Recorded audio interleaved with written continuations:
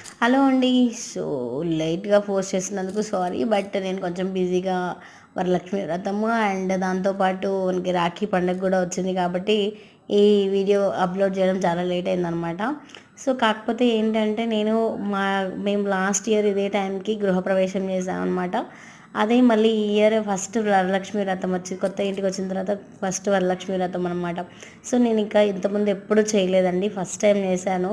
అంతా అమ్మ మీద భారం వేసి వరలక్ష్మి వ్రతాన్ని అయితే చేసుకున్నాను. కానీ చాలా హ్యాపీగా మనసుకైతే ఎంతో ప్రశాంతంగా అనిపించిందండి. చాలా చక్కగా అనిపించింది. నేనైతే మా ఇంట్లో చుట్టుపక్కల ఉన్న వాళ్ళని, మా అపార్ట్మెంట్ వాళ్ళని అండ్ మా టీచర్స్ని కూడా పిలుచుకున్నాను. సో, వాళ్ళతోటి నేను ఆశీర్వాదం తీసుకుంటుంటే రియల్‌గా నాకు అమ్మవారులే మా ఇంటికి వచ్చారేమో, 9 మంది అమ్మవార్లు మా ఇంటికి వచ్చారేమో అష్టలక్ష్ములా అన్నంత ఫీల్ అయితే అనిపించింది. వాళ్ళు ఆశీర్వదిస్తుంటే కూడా నాకు ఎంతో హ్యాపీగా అనిపించింది అనమాట. అంటే చిన్న పిల్లలు, పెద్ద పిల్లలు నాకు అసలు ఏంటో అండి ఈ వరలక్ష్మి వ్రతం రోజు యాక్చువల్‌గా ఏంటి అంటే అందరికి అలా ఉంటుందో నాకు తెలీదు కానీ నేను స్కూల్‌కి వెళ్ళేటప్పుడు ఎప్పుడైనా టిఫిన్ చేయకపోతే చాలా ఆకలి అనిపించేది. బట్ మార్నింగ్ నుంచి ఈవినింగ్ వరకు ఏం తినకుండా, ఈవినింగ్ కాదు నైట్ వరకు ఏం తినకుండా అలాగే ఉన్నాను. అసలు కొంచెం కూడా ఆకలి అనిపించలేదు. నిజంగా అమ్మవారి దయ అనుకోవచ్చు ఇదైతే.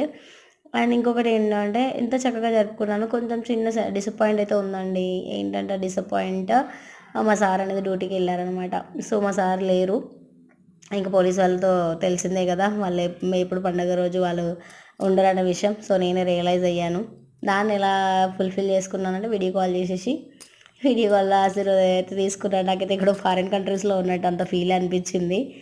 బట్ మొత్తం ఓవరాల్‌గా అయితే చాలా హ్యాపీగా, చాలా ఎంజాయబుల్‌గా చాలా ఫీల్‌ఫుల్‌గా నన్నైతే ఆశీర్వదించారు. మీరు కూడా ఆశీర్వదించండి. Thank you so much for watching this video. And మీరు ఎలా సెలబ్రేషన్ చేసుకున్నారనేది కూడా నాకు వీడియోలో ఐ మీన్ కామెంట్స్‌లో చెప్పండి. Thank you so much.